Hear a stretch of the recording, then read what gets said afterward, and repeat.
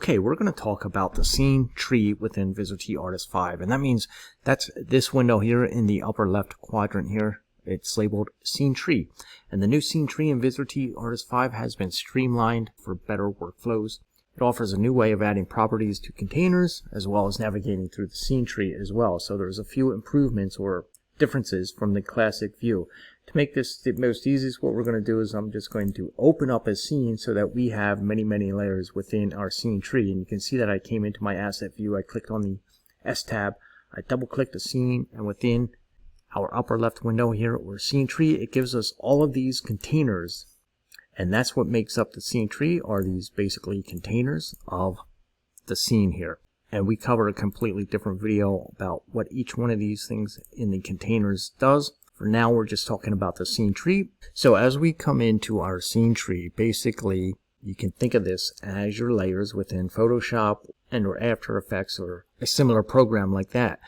And as you can see, each container here may have a triangle next to it. And if you click on the triangle, there may be more triangles, and it reveals more containers within here. So our scene tree and scene is made up of these containers.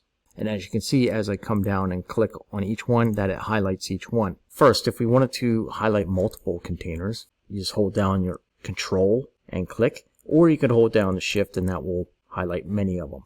Now, if we needed to zoom in or out of the scene tree, we can hold down Control and then use our middle mouse scrolling button to zoom in and out, and you can see that it gives you a percentage there.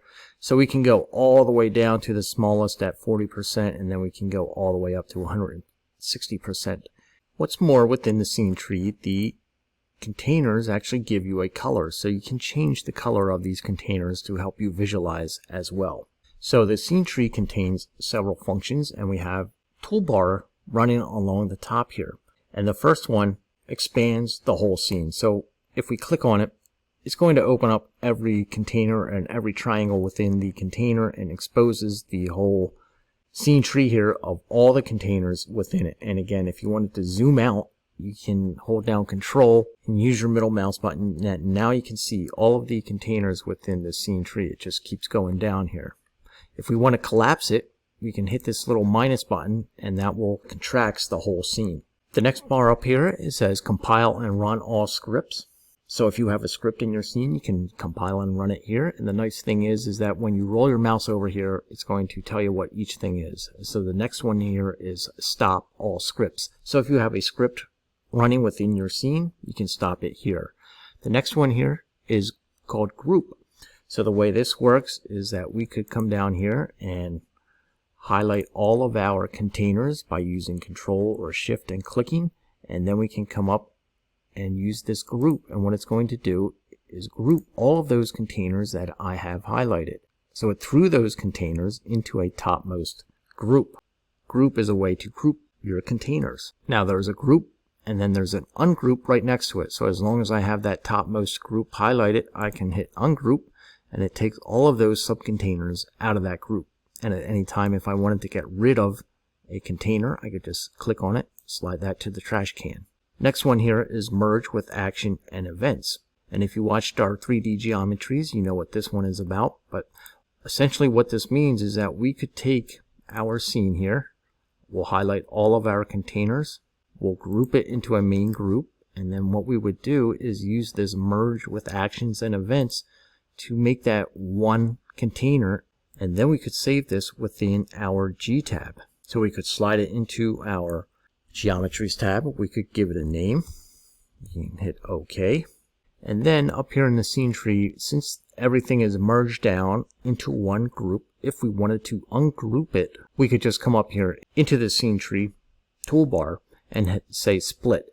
And what that does then is just splits that merged container that we just merged and reveals all again. So split and merge will merge an object and split the object. Alright, next up here you have an option for click or drag to add a new group, and this works in two ways. You can just click on this and drag it down into your scene tree, and that allows you to place this group wherever you may need it. So if you needed to place it in a particular area or you wanted to place it in a particular area, you could certainly come down and just drop it there.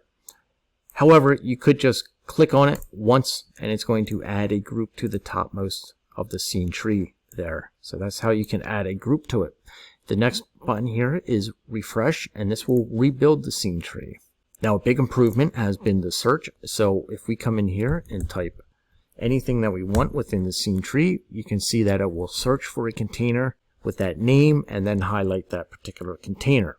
So we have other things within this little search too. You have two little up and down arrows, which means that it's going to find the next or previous within the scene tree. And then if there's multiple containers, you can come over and click this one. If there's multiple containers named trace, it's going to find all of the containers named that particular element, and it's going to highlight it within the scene tree here. If you want to get rid of the search function, just click on it right there and it will close that box. Now there is an open performance analyzer, and when you click on it, you get a couple of options here. And again, you roll your mouse over it and it's going to tell you what each one is. So this is a performance analyzer. You can analyze the performance by render time, by vertices, or by textures.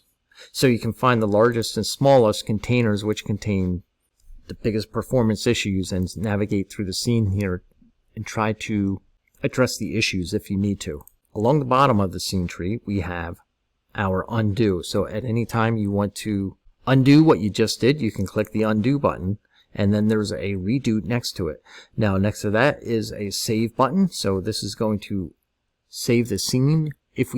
Since we opened the scene, made changes, if we were to save it, it would overwrite that scene. However, I could do a save as with the button right next to it, and this will resave the scene as a new scene. Finally, we have an X button here, and that will close the scene. And then next to the close button, we have a jump to a current scene. So if I'm over here in my asset view and I'm kind of lost, I don't know where I'm at, but I want to find my scene, where it is in my asset view, I can click that and it will find that scene for me, and here it is highlighted within my asset view here. Now next to that, we have a trash can.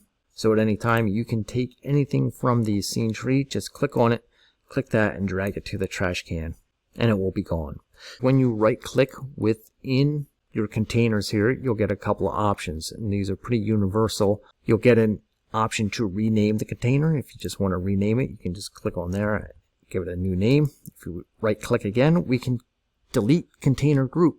So we go ahead and click that, and that will just delete it. Now as you come in, and depending what type of container it is, so if it has an image or a plugin or other things, it may give you different options here. So here's a subcontainer, and it doesn't allow us to merge the container group, but if we click on the topmost group, that will allow us. We now have an option to merge container no name, and also the option to merge container no name with action and events. So just be aware what container you're clicking on in the scene tree, you may get different options. So I'm just going to scroll down to the picture here. If we right click again, we also have the option to create a subcontainer. So if we do that, you can see that it adds a little arrow next to our image here and adds a subcontainer underneath that container. So we also have the option to copy a container. So we can right click, copy this one, and then when we right click again, it also gives you the option to paste container. So we can paste the container. The other way you can do that is to just hold down Control, click, and then drag that container, and you'll get a little plus sign there, and that will copy the container. Okay, so a lot of information within the scene tree. It gets easier to work with as you go on. If you want to know more about the containers and working with the containers, just look for the containers video. It works in conjunction with the scene tree.